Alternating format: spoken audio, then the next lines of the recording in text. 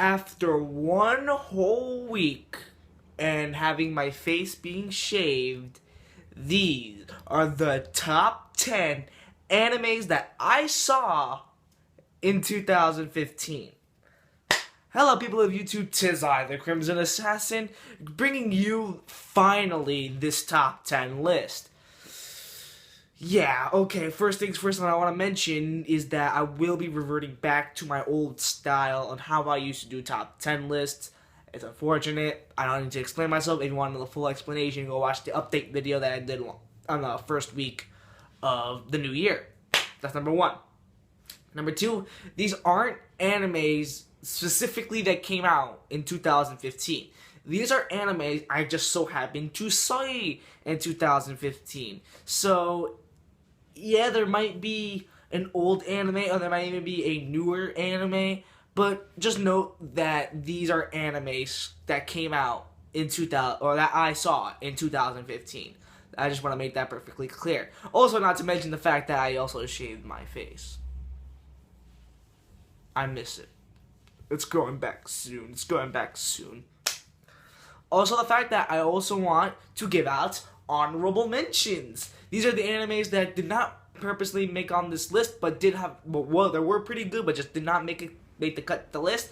And they are as followed: Seven Deadly Sins, Charlotte, Is It Wrong to Try to Pick Up Girls in a Dungeon, Air, and Black Lagoon. Yes, those are animes that I saw in 2015.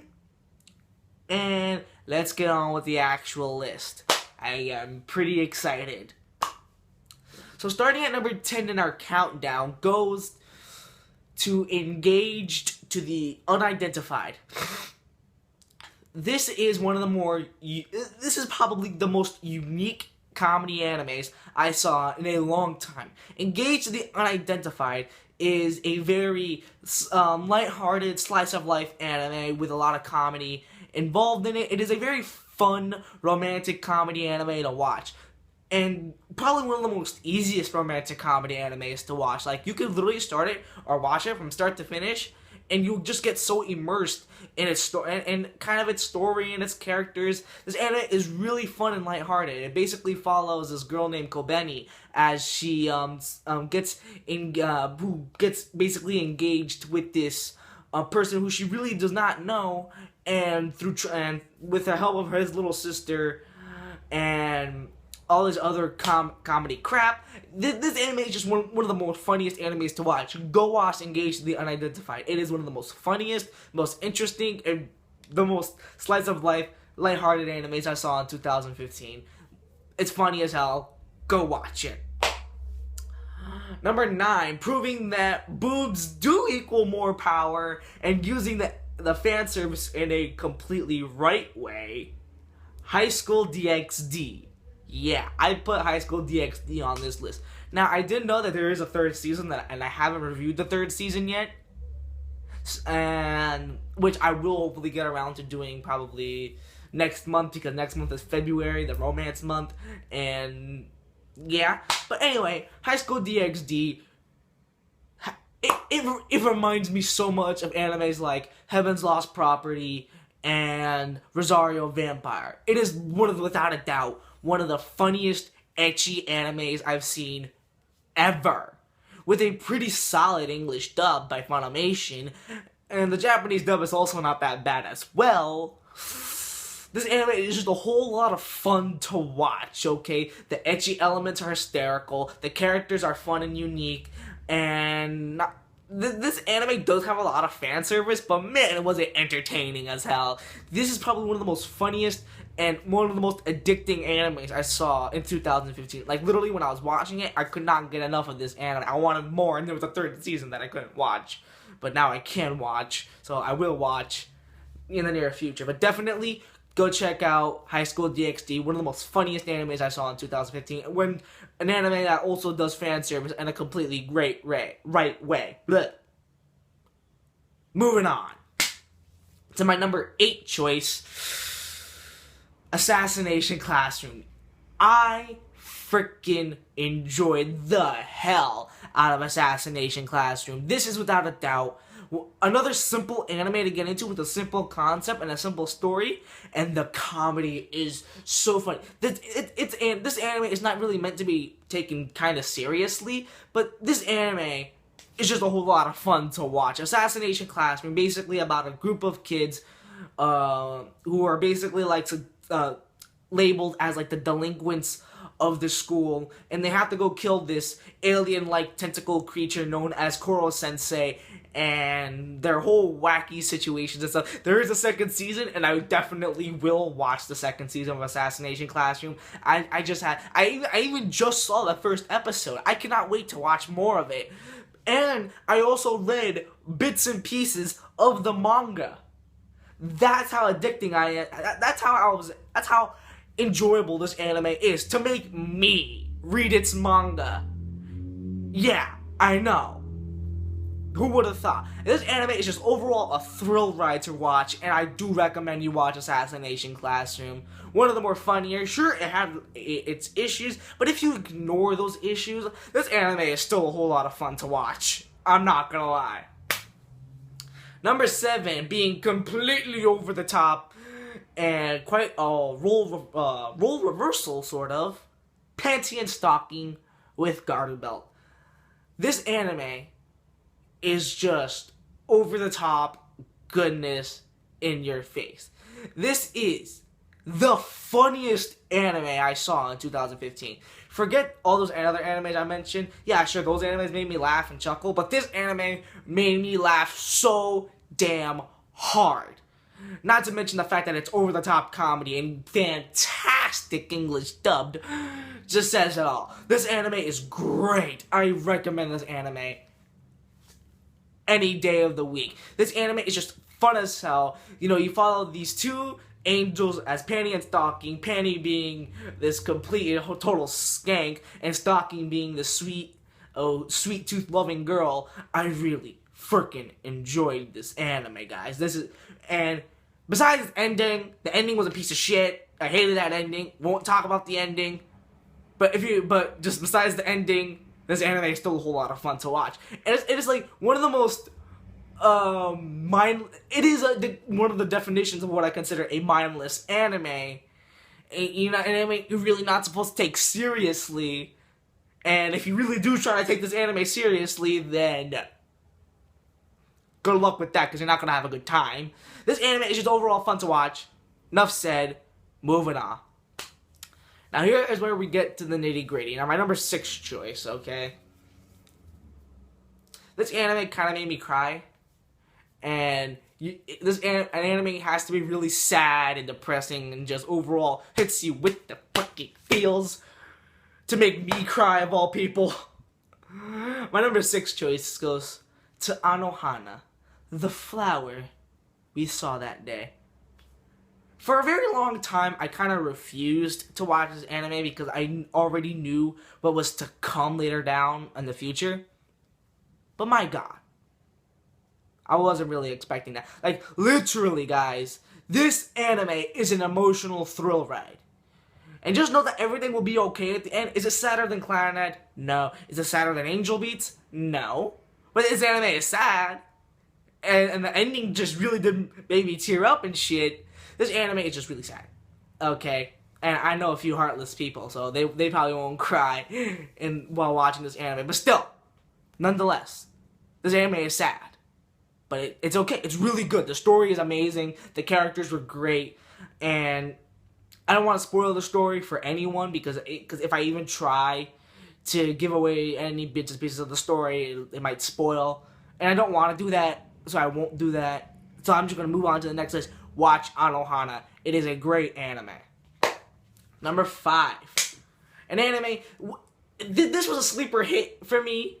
I wasn't expecting to really love this anime. I didn't expect to love this anime at all, especially if it's a movie.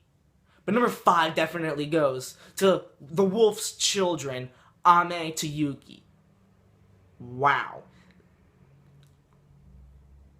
Another emotional thrill ride.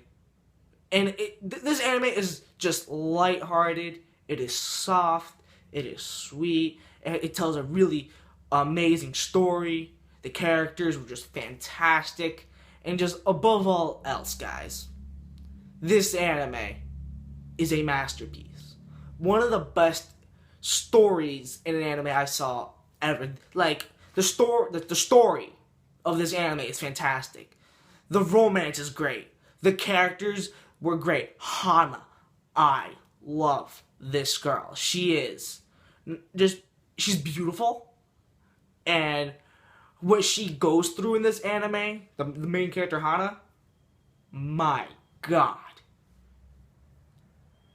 I'm not gonna lie, guys. This anime is a phenomenal anime. Like, go watch this anime. Go watch this movie. It's a movie. It's only like 2 hours long, but trust me, it's great. Like, this anime, and plus, it's such a great character-driven story. Okay, like what they go through in the story. I can't give away anything. This anime is just fantastic. Watch The Wolf's Children on Yuki. Watch it. It's great. Number 4, we're going to take a dark turn, ladies and gentlemen. Sure, I love this anime. This is the first anime I saw in 2015. It is a great anime. I believe it's still available on Netflix. You should all definitely watch this. Puella Magi Madoka Magica. This anime was shocking. Like, oh my God, this anime was shocking. With amazing twists. Great character development. The story was fantastic. The score. Oh my God, the score is beautiful. The animation, fantastic. The English voice acting was great. I love the English dub for this anime. And I cannot say more about this anime that I haven't already said in my review. This anime is great. Watch Puella Magi Madoka Magica. It gets really dark. I'm not gonna lie. Like, really, really, really dark. But if you just progress through in this anime, you will have a great time. My God, this anime is just fantastic. I was shocked every time I see it. Like, every time I see the anime, I just get shocked. Because it always gets me. And hell, I even rewatched it. Like, that's how great this anime was. I rewatched it. Go watch Puella Magi Madoka Magica. And don't watch the fucking movie Rebellion, because that'll just be a waste of your time. But still, watch Puella Magi Madoka Magica. The original, it had a great conclusion with amazing character development. This anime ends off on such a great, satisfying note. Go watch Puella Magi Madoka Magica. It is fantastic. I believe it's still available on Netflix. Go watch it. Number 3, having the most catchiest opening I've heard in a very long time in 2015, Death Parade.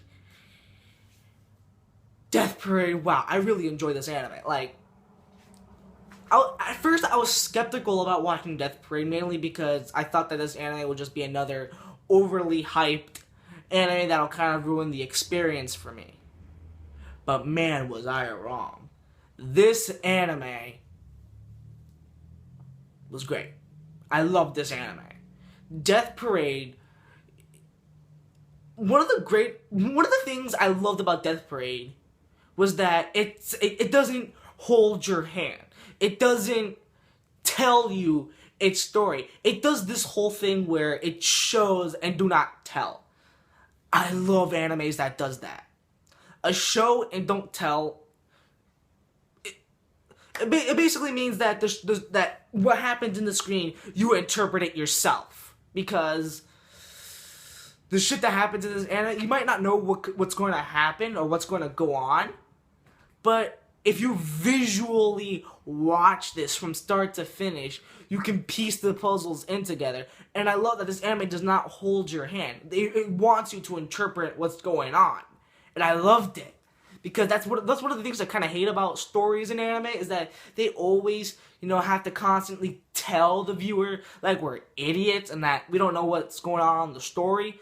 No, in Death Parade, it tells you visually, and plus it has probably one of the most breathtaking ice skating scenes I've seen in a very long time. It is a great anime. Go watch Death Parade. It is an anime that came out in 2015, by the way. Death Parade is a great anime. And now, let's go to the final 2. Now, these 2 animes were very hard to pick because I loved both these animes great. I do. I love these animes just as much as one another. But there is a scale. There is a scale between these two animes that I have to address. Okay, first off, that one of the animes is way longer. It is an anime that I wasn't really anticipating liking. In fact, both of these animes I weren't anticipating on watching or really planning on to basically enjoy. These animes were kind of like sleeper hits. But my God, was both of these animes great. I'm going to mention number 2, and then we'll go on to number 1. Number 2, and a lot of people might call it, and a lot of people not like agree with this, on at least on the scale. But number 2 goes to Code Geass, the Lelouch of the Rebellion. Yeah, this anime, it addresses a lot of things animes don't really tend to address, like discrimination, like the cause of war, on one's selfish desire, on how power can control other people. This anime addresses that perfectly well. Code Geass, Lelouch of the Rebellion, tells a fantastic story. Like, it is a fantastic story. Through visually and figuratively, this anime has the amazing story. The story is great. The characters. Each and every single character in this anime, guys, they were fantastic. I loved each and every single one of them. I loved the main character, Lelouch, especially the English dubbed voice actor for Lelouch, Johnny Yong Bosch. I love Lelouch. He's a fantastic character, and Johnny Yong Bosch does a fantastic job portraying Lelouch. And then there's the ending. The ending. I mean, I consider that to be probably the best ending for any anime. That is a great ending. And a lot of people might disagree. Yeah, no, listen.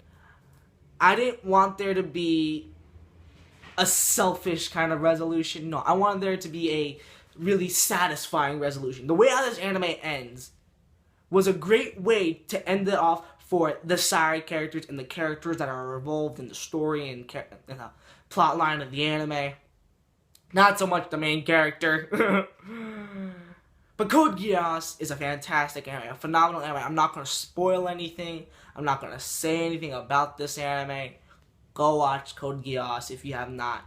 And number 1, you might call it, I went into full detail. Like, this is one of the first animes I talked about for like 20 straight minutes. Because I love this anime to death. This anime took me a very long time to finish, considering that this anime is over 127 episodes long. This anime is a very long anime. Number 1 goes to Hajime no Ippo. I love this anime. Like, that's it. I'm not gonna go into detail.